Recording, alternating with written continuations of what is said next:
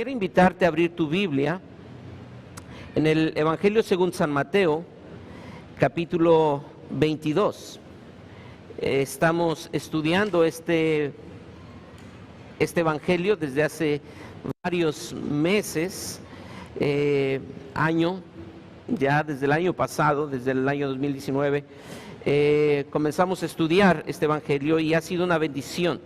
Han sido interrumpidas esta serie por algunas miniseries que hemos tenido, pero hoy estamos en el sermón número 74 de esta serie y confiamos que el Señor siga hablándonos a nuestra vida. Hoy quisiera pedirte que prestes atención a la porción específicamente del versículo 41 al versículo 46 del Evangelio según San Mateo, capítulo 22. Evangelio según San Mateo, capítulo 22, versículos del 41 al 46. ¿Lo tienen por allí? Voy a dar yo lectura en voz alta y ustedes me pueden seguir con su vista. Dice así la palabra de Dios, que es inspirada, que es infalible, es digna de toda nuestra confianza. Dice así: y estando juntos los fariseos, Jesús les preguntó diciendo: ¿qué pensáis del Cristo? ¿De quién es hijo? Le dijeron: de David. Él les dijo: pues, ¿cómo David en el Espíritu le llama Señor, diciendo: dijo el Señor a mi Señor, siéntate a mi derecha hasta que ponga a tus enemigos por estrado de tus pies? Pues, si David le llama Señor, ¿cómo es su hijo? Y nadie le podía responder la palabra, ni osó alguno desde aquel día preguntarle más. ¿Por qué no oramos? Y nuevamente pedimos al Señor que nos bendiga. Señor, Dios eterno, tú sabes lo dependientes que somos de ti. Y tú conoces mi debilidad y conoces que en la vida natural nosotros sin ti somos como huesos muertos. No podemos escuchar y no podemos ver. Y por eso necesitamos la intervención divina para que de esos huesos muertos tú des vida. Y de donde había muerte, ahora haya vida. Y Señor, también es cierto que muchos aquí como creyentes seguimos luchando con el pecado y nos damos cuenta que necesitamos nuevamente tu intervención para oxigenar nuestra vida, porque no hay nada en lo que nosotros podamos confiar de nosotros mismos como para crecer en comunión contigo. Necesitamos tu intervención. Así que tanto creyentes como personas que están por primera vez o están aquí pero no son creyentes, necesitamos de tu poder, un poder sobrenatural. Y hoy venimos a proclamar tu palabra, pero necesitamos que tu Espíritu Santo haga que esa palabra sea iluminada en nuestra mente.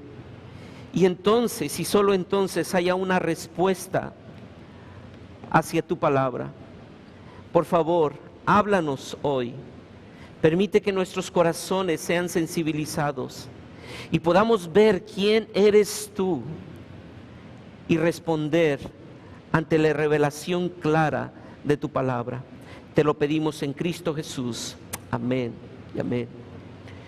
Muchos hombres han elogiado a Cristo. Muchas personas han reconocido que Cristo, Jesucristo, es mucho más que un hombre ordinario. Algunos le atribuyen ciertas virtudes, como ser un revolucionario de su época. Un filósofo inglés llamado Jon Stewart dijo lo siguiente: Cristo es el modelo de perfección. Cristo es el modelo de perfección para la humanidad. Jon Stewart estaba diciendo: si hay alguien que es perfecto, es Cristo. Pero no solamente Jon Stewart está hablando de esas virtudes y atributos en su humanidad. Hay un poeta famoso americano que se llama Waldo Emerson, y él dijo lo siguiente: Jesús es más perfecto, es el hombre más perfecto de todos los hombres que han aparecido en la tierra. Jesús es el hombre más perfecto de todos los hombres que han aparecido en la tierra. Pero seguramente tú has escuchado de Napoleón Bonaparte, y Napoleón Bonaparte dijo lo siguiente acerca de Cristo, un hombre que fue conquistador y conoció a muchas personas. Dijo: conozco a los hombres y te diré que Jesús no era un hombre, era más que un hombre. Y uno puede ver estas expresiones y escuchar estas afirmaciones, y un hombre que vive en otra esfera, un hombre que vive en otra esfera. Jesús es mucho más que eso. Cristo lo es todo. Cristo es el que le da color a un mundo grisoso. Él es quien tiene la autoridad sobre los temas que hoy imponen la agenda de este mundo. Él es la sabiduría, Él es la verdad, Él es la justicia. Él es más que un hombre, Él es más que un hombre que ayudó a los pobres. Él es más que un justiciero social. Él es el que sostiene el universo con su voz. Él es el creador y Él es el sustentador de todas las cosas. Ese es Cristo. Pero a pesar de que la palabra de Dios revela quién es Cristo, nuestro corazón se resiste continuamente a ver a Cristo de esa forma. Lamentablemente vemos que la tendencia de nuestro corazón es a resistirnos a esa verdad revelada. Dios, el Dios encarnado, ese es Cristo. No es un hombre solamente, es Dios encarnado. Y si es Dios encarnado, Él tiene toda la autoridad para decirnos qué es la verdad, qué es la justicia, qué es la cosmovisión que debe de imperar en nuestras vidas. Así que si tú conoces a Cristo, tú conoces una forma de ver la vida. Si tú conoces realmente a Cristo, entonces tú tienes unos lentes que dictan unos nuevos valores, una forma diferente de interpretar lo que está en tu entorno. No es solamente creer que Él es un revolucionario lo que te hace un cambio de vida, no. Si tú conoces a Cristo, en verdad, es la verdad que cambia tu vida. Si elogiamos a Cristo, pero jamás estaríamos dispuestos a vivir con los valores que Él nos ha dado para vivir, tú no conoces a Cristo. Tú puedes reconocer quién es Cristo diciendo, claro, Cristo es el punto central de la historia. ¿Y por qué dices eso? Porque mira, hay años atrás de Cristo y hay años después de Cristo. ¡Wow! Eso sí que es alguien extraordinario. Cristo es quien cambió la historia. Tú puedes reconocer que Cristo es también un hombre sobrenatural porque hizo grandes cosas en esta tierra, hizo milagros. Y eso te puede hacer sentir que tú eres ya un cristiano, como algunos profesan decirlo, porque creen que reconocen a Cristo por una obra que Él hizo, pero eso no es ser cristiano. Ser cristiano es sí reconocer la humanidad, pero también la deidad de Cristo y estar dispuesto a vivir con los valores que Él nos ha dado para vivir. Y encontramos que Mateo tiene el propósito de mostrar a estos que reconocen a Cristo. Cabe mencionar que estamos en la recta final del capítulo 22 Y en este capítulo hemos hablado de cómo el Señor Jesucristo se ha enfrentado a las grandes élites religiosas.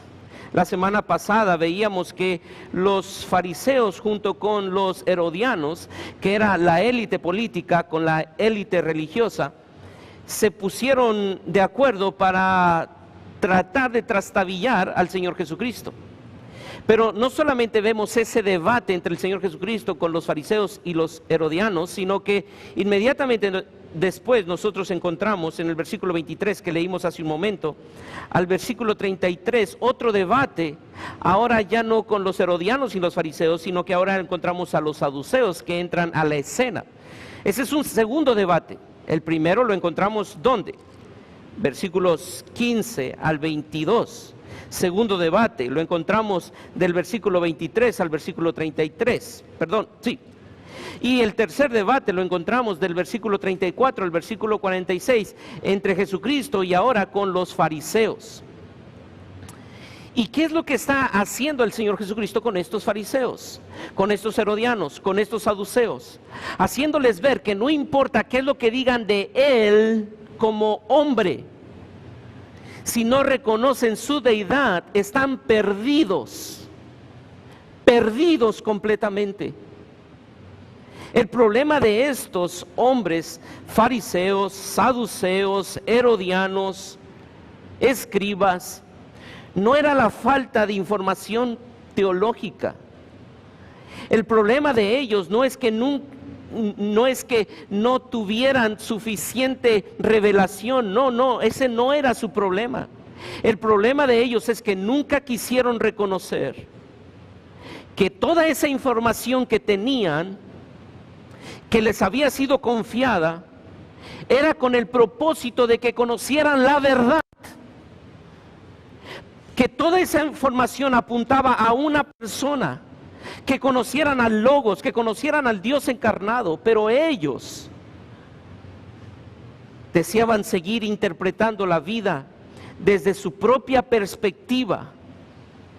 Y ellos dijeron, no puede ser el hijo del carpintero, el hijo de María, no puede ser el que creció entre nosotros, el Mesías, no puede ser. Este es un hombre igual que nosotros, no puede ser. Y decidieron seguir interpretando la vida desde su propia perspectiva, construida por tradiciones y años de religión. Ellos decidieron no escuchar las palabras de Jesús. Ahora, quisiera brevemente recordarte que a través de estos minutos veremos que Cristo entonces es la verdad revelada. Cristo es la verdad revelada que cambia tu vida. Y por esa razón tú debes de conocerlo. Porque Cristo es la verdad revelada que cambia tu vida, tú debes conocerlo. ¿Cómo puedo conocerlo?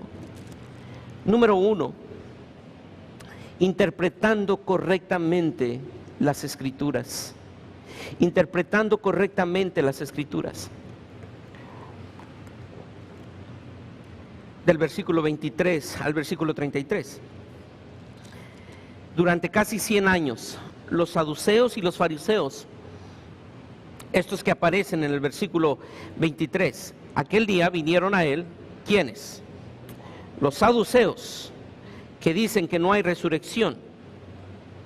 Estos hombres saduceos se unen a este objetivo de los fariseos para atrapar a Jesús.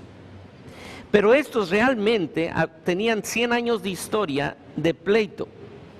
No había razón para que estos se unieran, así como los herodianos y los fariseos. De hecho, los saduceos tenían una influencia muy fuerte en la religión. Ellos realmente eran los que controlaban la religión. El sumo sacerdote era de esta corriente teológica. El sumo sacerdote era de esta corriente teológica. Casi todos los sumos sacerdotes eran de los saduceos. No solamente el sumo sacerdote, la gran mayoría de los sacerdotes principales del templo eran de los saduceos. Ellos eran los aristócratas, ellos eran los poderosos, los fuertes, los de la élite. Sí, los fariseos también eran de esa esfera religiosa, pero no estaban encumbrados en esas posiciones elevadas de autoridad. Así que siempre había lucha entre ellos, los saduceos sintiéndose superiores a los fariseos y los fariseos continuamente peleando contra los saduceos. No había razón de unidad entre ellos, pero algo llegaron a tener en común: el deseo de atrapar a Jesús. Y en este caso, nosotros encontramos a los saduceos venir a Jesús y les plantean una pregunta. Porque esta pregunta que le hacen a Jesús es la forma en que ellos han encontrado para callar la boca de todos los fariseos. Esta pregunta no había tenido respuesta a lo largo de cientos de años, porque ellos no creían en la resurrección. Los saduceos no creían en la resurrección. Así que el argumento fuerte para ellos es ilógico creer en la resurrección. Y los fariseos decían: ¿por qué va a ser ilógico? Porque mira, te planteo esta pregunta: si un hombre se casa con una mujer y este hombre tiene algunos hermanos, él se debe de casar con ella, pero hay una ley, la ley que encontramos en Deuteronomio, capítulo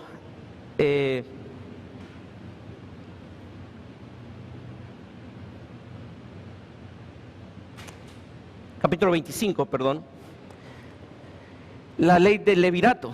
Esa ley decía que si tú te casabas con alguien y la persona se moría, entonces tus hermanos tenían que casarse con esa mujer que se había enviudado. Y si tú tienes 7 hermanos y esos hermanos, conforme se van casando, se van muriendo, esos hermanos tienen que irse casando con esa mujer. Así que la pregunta es: si hay resurrección, cuando lleguen al reino, ¿de quién será esposa esa mujer? Y no había una respuesta. No había una respuesta de parte de los fariseos. Por lo tanto, ellos dicen: ¿te das cuenta? No puede existir la resurrección. No puede existir, es ilógico. Y de hecho, nosotros encontramos que el argumento que dan, mire el versículo 24, diciendo: Maestro, Moisés dijo.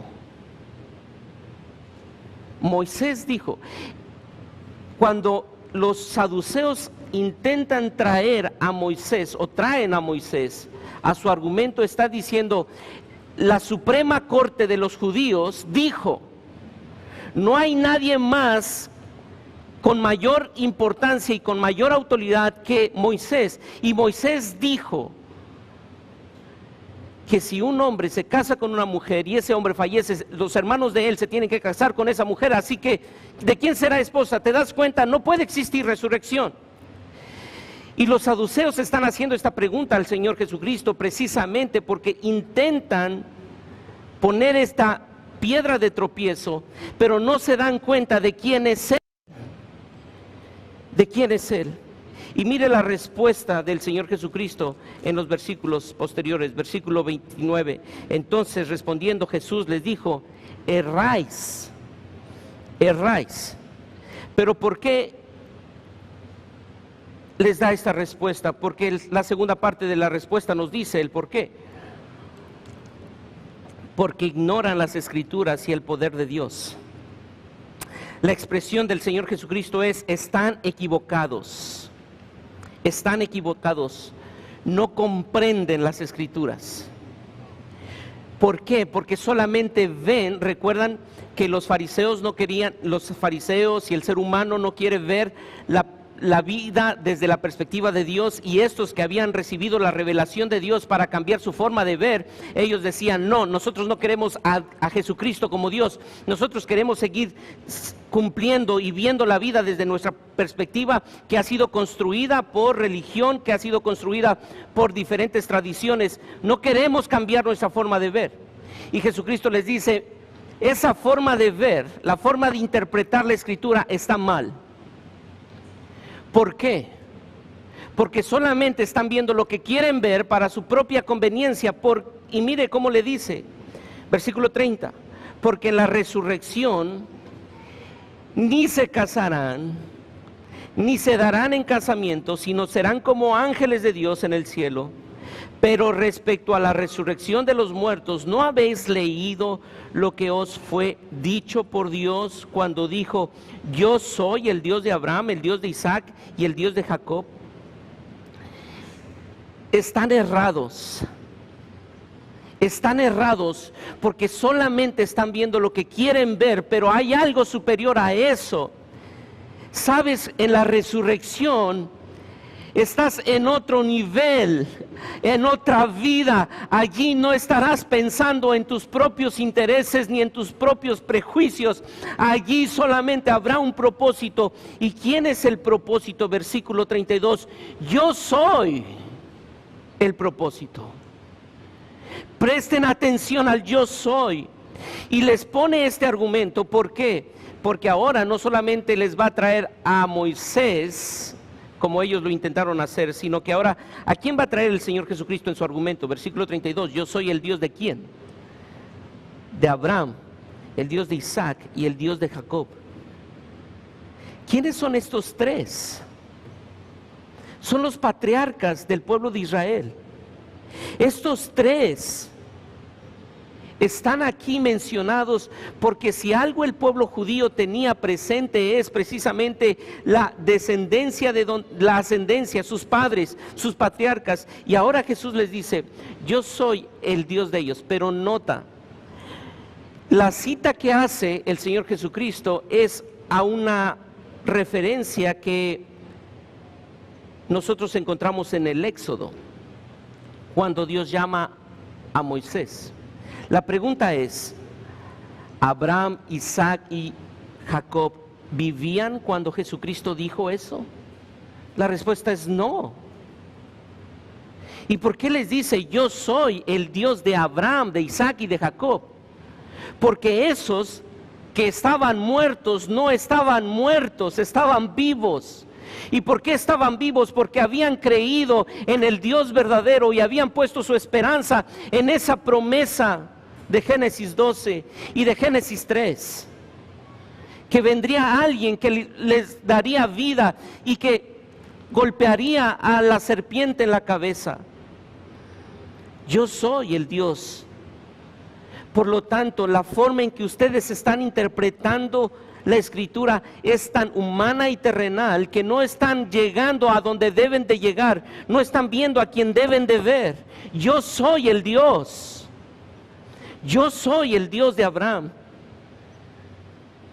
Y sabes, mi querido hermano, esta misma tendencia de interpretar la Escritura para nuestra conveniencia es lo que nosotros vivimos hoy en día. Estos intérpretes de la ley, saduceos, fariseos, interpretaban la Escritura para su propia conveniencia. Y la forma en que el hombre vive es determinada por la forma en que interpreta la Escritura.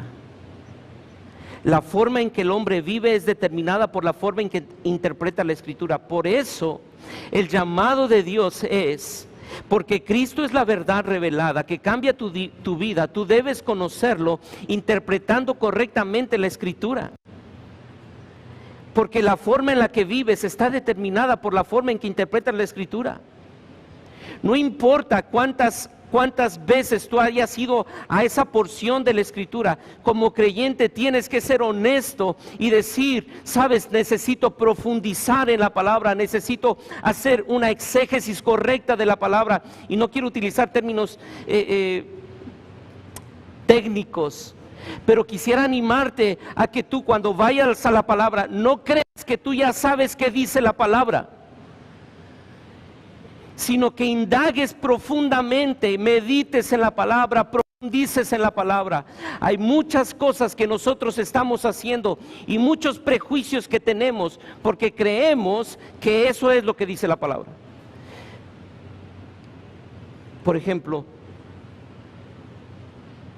nosotros podríamos tener la tendencia a ser legalistas con una forma de vestir o con algunas cosas que practicamos o que no practicamos y decimos, siempre se nos ha dicho que la Biblia dice. La pregunta es, ¿tú sabes si eso es lo que la Biblia dice? ¿Tú has profundizado en la Escritura para decir, esto es lo que Dios dice? Y esto es porque refleja algo de su carácter santo. Porque Él es el que le da sentido a la palabra. No es tu tradición, no es tu religión. Él es. Él es. Pero porque Cristo es la verdad revelada que cambia tu vida, tú debes conocerlo. Número 1, interpretando correctamente la Escritura. Número 2, amándolo sinceramente con todo tu corazón. Versículo 34 al 40.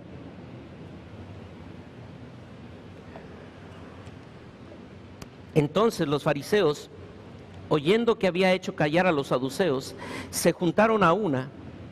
Y uno de ellos, intérprete de la ley, preguntó por tentarle, diciendo, Maestro, ¿cuál es el gran mandamiento en la ley? Jesús le dijo, amarás al Señor tu Dios con todo tu corazón y con toda tu alma y con toda tu mente. Este es el primero y grande mandamiento, y el segundo es semejante, amarás a tu prójimo como a ti mismo. De estos dos mandamientos depende toda la ley y los profetas. Ahora, después de esa contundente respuesta del Señor Jesucristo acerca de la resurrección, que sí hay resurrección y que hay resurrección porque Él es el Dios que da vida y que el propósito de la resurrección es que le conozcan a Él, entonces llega al versículo 34 y ahora encontramos este tercer debate entre Jesucristo y los fariseos. Los fariseos ahora se ponen de acuerdo y toman a su más grande paladín. Si se dan cuenta, allí dice el versículo 35, y uno de ellos, intérprete de la ley. El más grande de ellos se acerca con Jesucristo y le hace una pregunta. ¿Cuál es el gran mandamiento de la ley? Esa pregunta la hace porque en apariencia quiere saber cuál es el más grande de los mandamientos. De los mandamientos que dio Moisés, del decálogo o de los 613 mandamientos que tenían ellos. A propósito, ellos tenían esa división de mandamientos donde habían 248 que eran positivos y 365 de esos mandamientos eran negativos.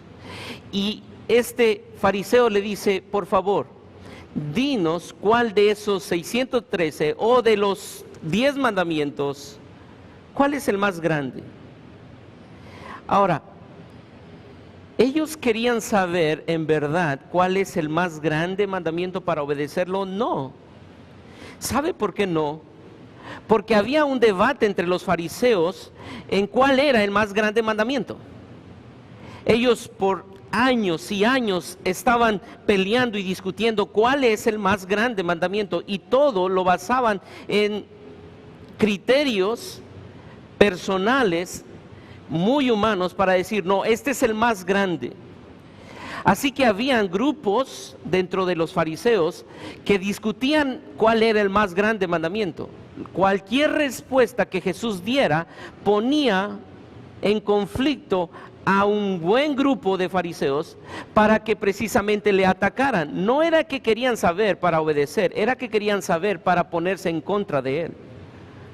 Y el más grande mandamiento, les dice el Señor Jesucristo, versículo 37, amarás al Señor tu Dios con todo tu corazón.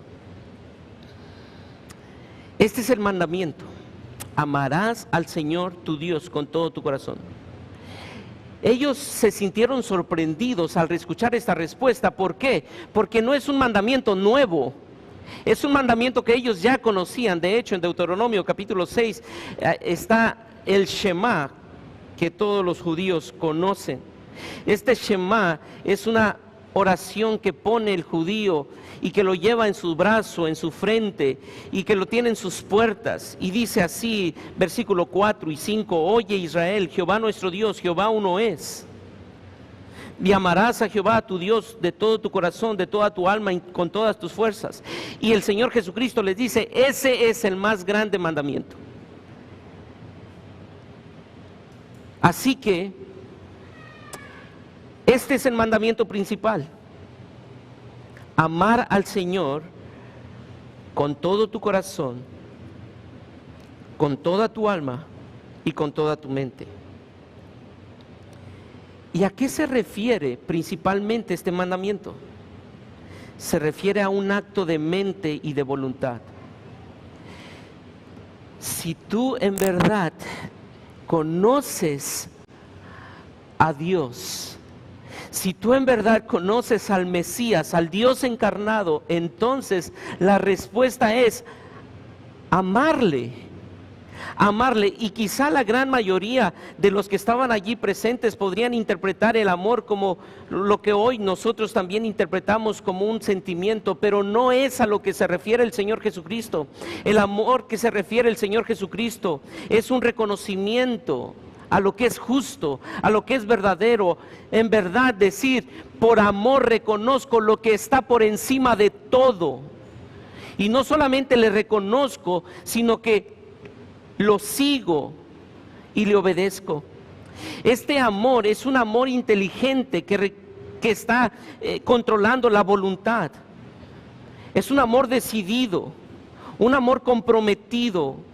Es un amor que está sujetando la voluntad. No es al revés. No es mi razonamiento lo que sujeta a esta decisión que he tomado. No.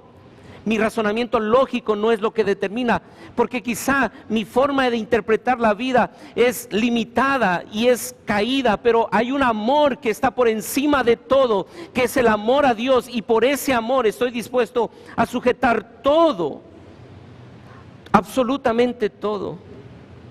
Y esto es contrastante con cualquier otra emoción, porque normalmente la emoción es tan pasajera y temporal que depende de las circunstancias para amar, pero este no es el amor del que está hablando el Señor Jesucristo.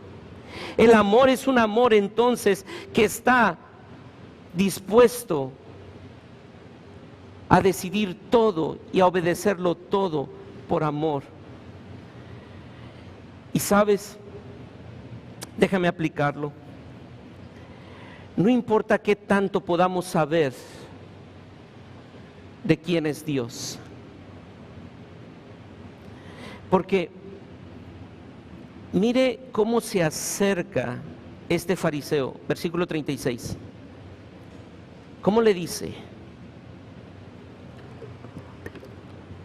Maestro. ¿Recuerdan la introducción? Hombres como Napoleón reconociendo que Cristo es más que un simple hombre. No importa lo fieles que seamos aún en la memorización de las verdades teológicas.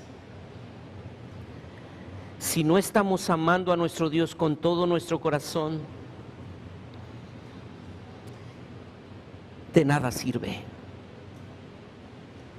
¿Por qué? Santiago capítulo 2, versículo 19 dice, ¿tú crees que Dios es uno? ¿Tú crees en la Trinidad? Bien haces. También los demonios creen y tiemblan. Así que el afirmar las verdades teológicas no te ponen en una condición diferente que los demonios. El afirmar verdades teológicas no te ponen en una condición diferente a los demonios. Por favor, no malinterpreten esto. Si tú, por la gracia de nuestro Dios, le has conocido y su verdad está abundando en tu vida, ese es un don de Dios.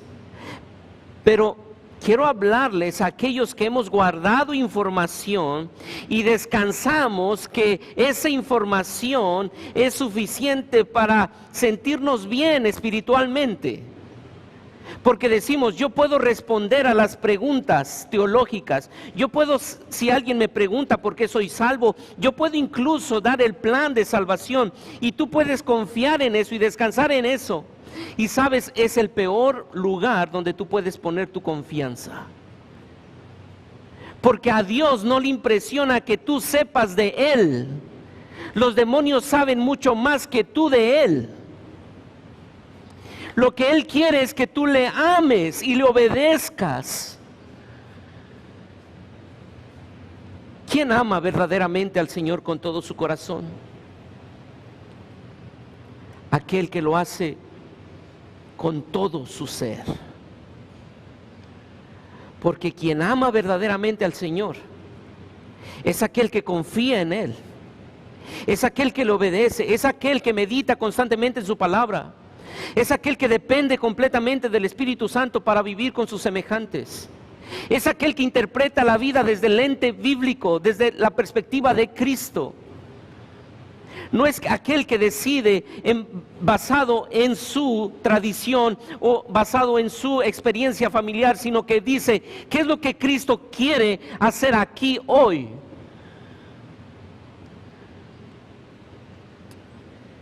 Y precisamente por eso el segundo mandamiento es el siguiente.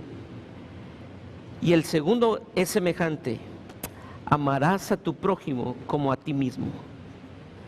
De estos dos mandamientos depende toda la ley y los profetas. Quisiera leer lo que dice Juan en su primera epístola, capítulo 4, versículo del 7 al 11. Amados, amémonos unos a otros, porque el amor es de Dios. Todo aquel que ama es nacido de Dios y conoce a Dios. El que no ama no ha conocido a Dios, porque Dios es amor. En esto se mostró el amor de Dios para con nosotros, en que Dios envió a su Hijo unigénito al mundo para que vivamos por Él. En esto consiste el amor. No en que nosotros hayamos amado a Dios, sino en que Él nos amó a nosotros y envió a su Hijo en propiciación por nuestros pecados. Amados, si Dios nos ha amado así, debemos también nosotros amarnos unos a otros. Si tú dices amar a Dios y no amas a tu hermano, ¿cómo puedes decir que habita en ti el amor de Dios? No puedes. Y quizá esto suena algo teórico, pero quisiera aplicarlo en un contexto familiar. ¿Qué de tu esposo o de tu esposa? ¿Qué de tu suegro o de tu suegra? ¿De tu cuñado o de tu cuñada? En esos contextos donde nosotros fácilmente pudiéramos disertar teológicamente con ellos y decirles, mira, Cristo es así, y presentar una disertación y traer una presentación y decirle, te voy a explicar teológicamente lo que es Cristo, y ellos quedan con la boca abierta diciendo, wow, sí sabe.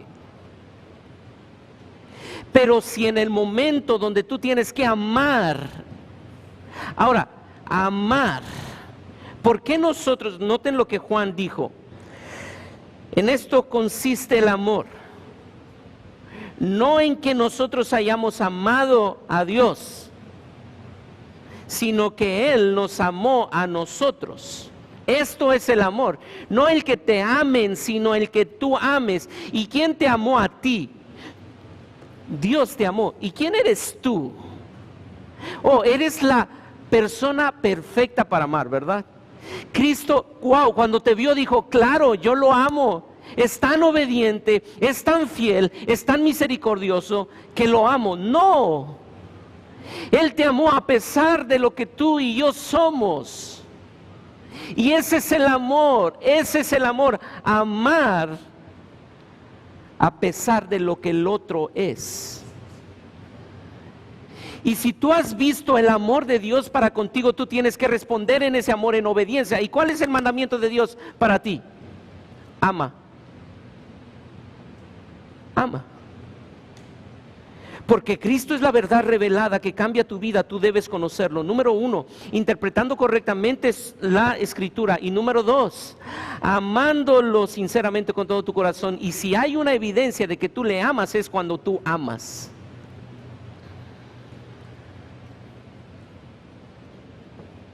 Y número 3,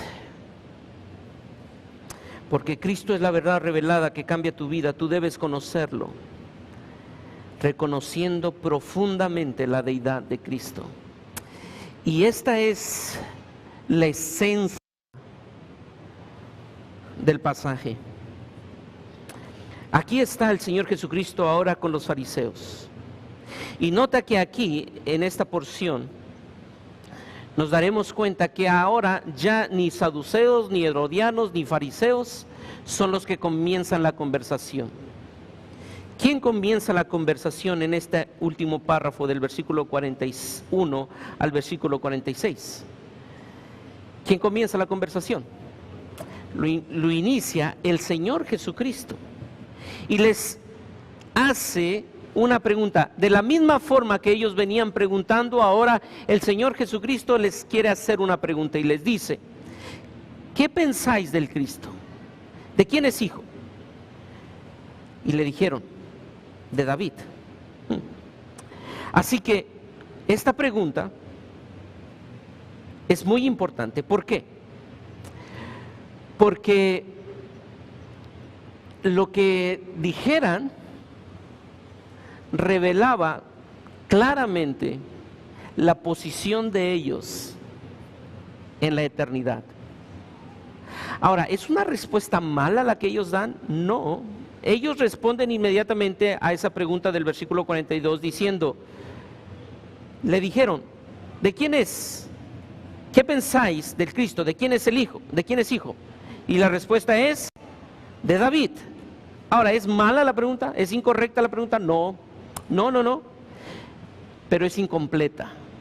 No es incorrecta, está incompleta. Porque sí, ciertamente el Cristo es el hijo de David. De hecho, a lo largo de los primeros 12 capítulos del Evangelio según San Mateo, nos damos cuenta que Mateo quiere hacernos ver, y a estos receptores de su Evangelio, que Jesús es el hijo de David. Y vayamos rápidamente al capítulo 1 del Evangelio según San Mateo, capítulo 1, versículo 1, libro de la genealogía de Jesucristo. ¿Qué? Hijo de David, hijo de Abraham. Mateo quiere mostrarnos que el Cristo es de la descendencia, es del linaje de David. Así que la respuesta de estos es, claro, es hijo de David. ¿Y de dónde viene? La profecía estaba desde 2 de Samuel capítulo 7, y ustedes pueden ir en un momento en el capítulo 7 versículos 12 y 13.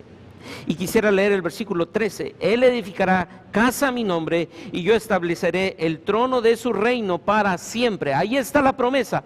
De ti, David, vendrá un hijo, que ese hijo yo estableceré su reino, su trono, y será un reino eterno.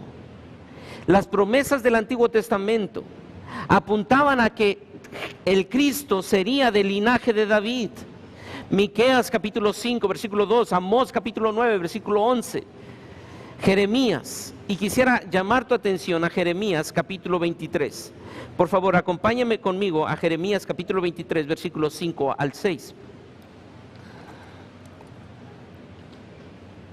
He aquí, vienen días, dice Jehová, en que levantaré a David renuevo justo, y reinará como rey, el cual será dichoso y hará juicio y justicia en la tierra. En sus días será salvo Judá, e Israel habitará confiado. Y este será su nombre, con el cual le llamarán Jehová, justicia nuestra. Noten aquí, Jehová, justicia nuestra. El hijo de David sería llamado Jehová, justicia nuestra. Así que sí, la respuesta es si es hijo de David, pero no solamente es hijo de David. Y de hecho por eso el Señor Jesucristo le dice en el versículo 43, regresemos al capítulo 22 y vayamos al versículo 43 del Evangelio según San Mateo. Él les dijo, a ver, pues si es solamente hijo de David, estoy parafraseando, ¿cómo David, inspirado por el Espíritu Santo, le llama Señor, le llama Adonai, Curios, el nombre que solamente se refiere para Jesús, para Dios? ¿Cómo es que ahora David está refiriéndose a su hijo como el Dios eterno? Y hace una cita del Salmo 110. Y la Reina Valera lo tradujo diferente de lo que lo cita el Señor Jesucristo. Porque vayamos al Salmo 110. Vaya conmigo al Salmo 110.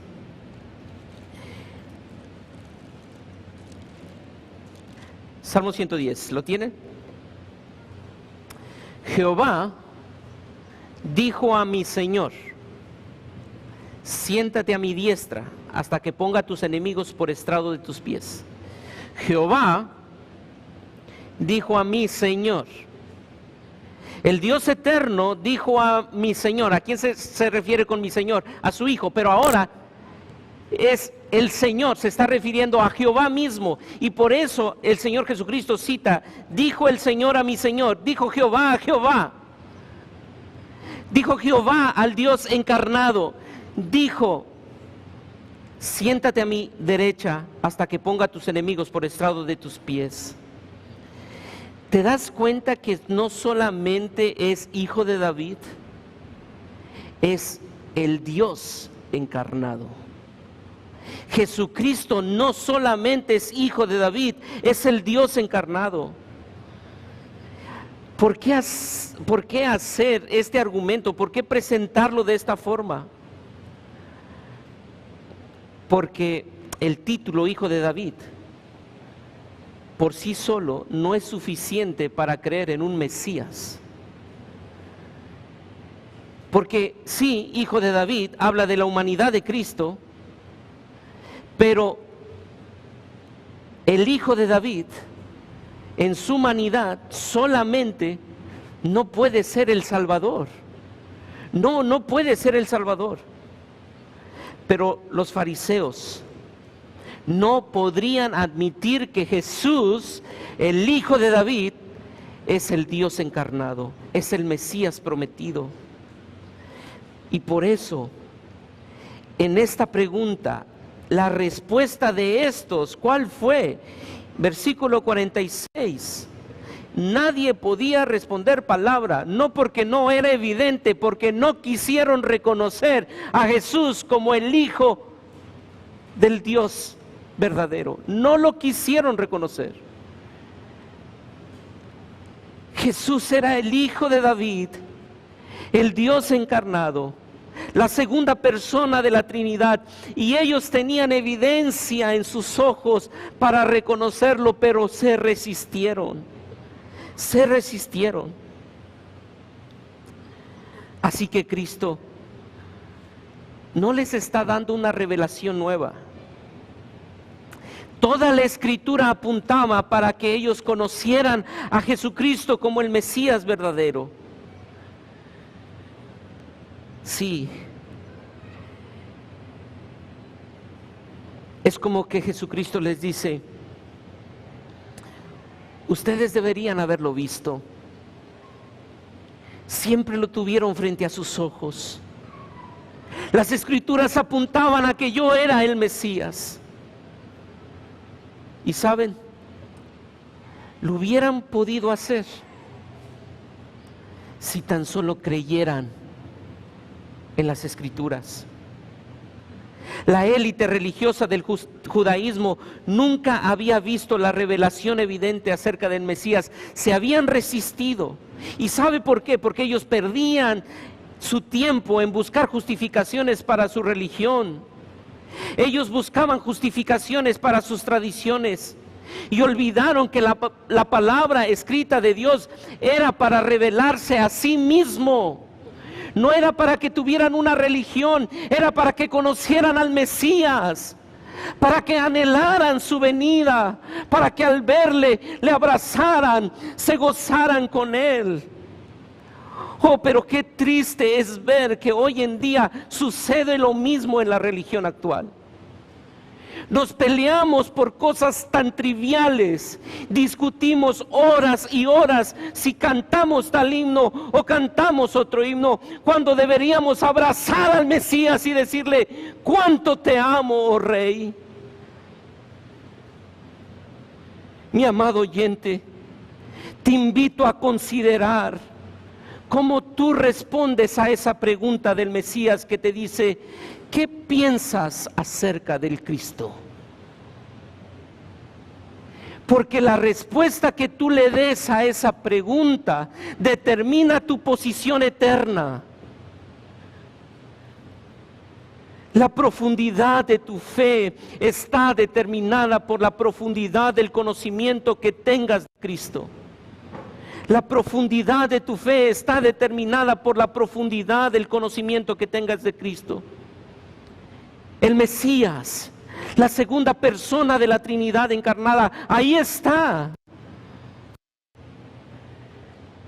¿Qué piensas del Cristo?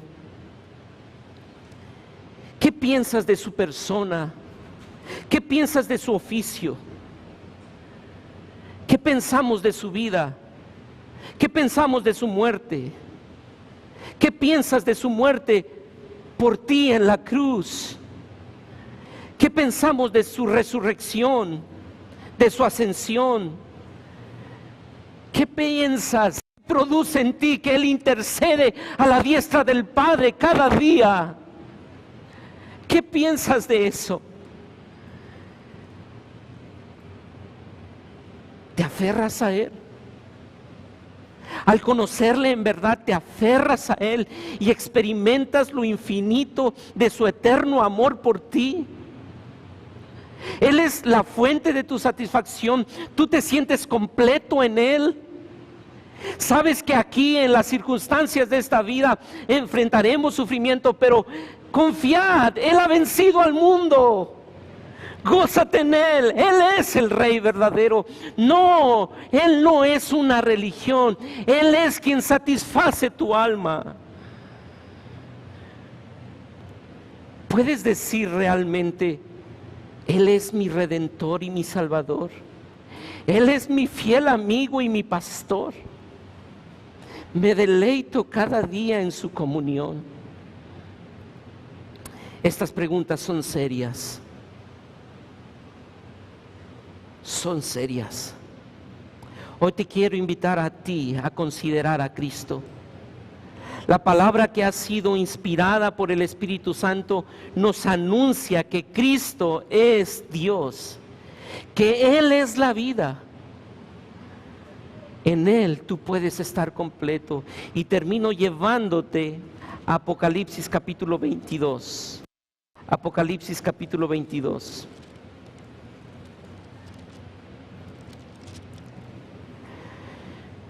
Mire aquí el Hijo de David. Aquí aparece el Hijo de David. Versículo 12.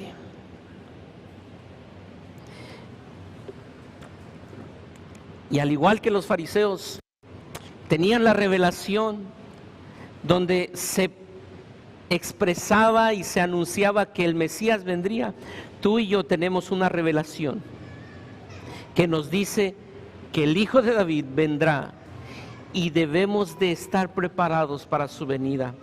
He aquí, versículo 12: yo vengo pronto y mi galardón conmigo para recompensar a cada uno según sea su obra. Yo soy el Alfa y el Omega, el principio y el fin, el primero y el último. Bienaventurados los que lavan sus ropas para tener derecho al árbol de vida y para entrar por las puertas en la ciudad. Mas los perros están fuera, y los hechiceros, los fornicarios, los homicidas, los idólatras y todo aquel que ama y hace mentira. Pero presta atención al verso 16 también. Yo, Jesús, he enviado mi ángel para daros testimonio de estas cosas en la iglesia. Yo soy la raíz, ¿y qué?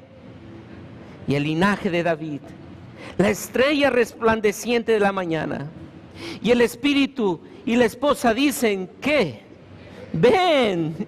Y el que oye, diga, ven. Y el que tiene sed, venga. Y el que quiere, tome del agua de la vida gratuitamente. Ese es el Cristo. Ese es. Ven.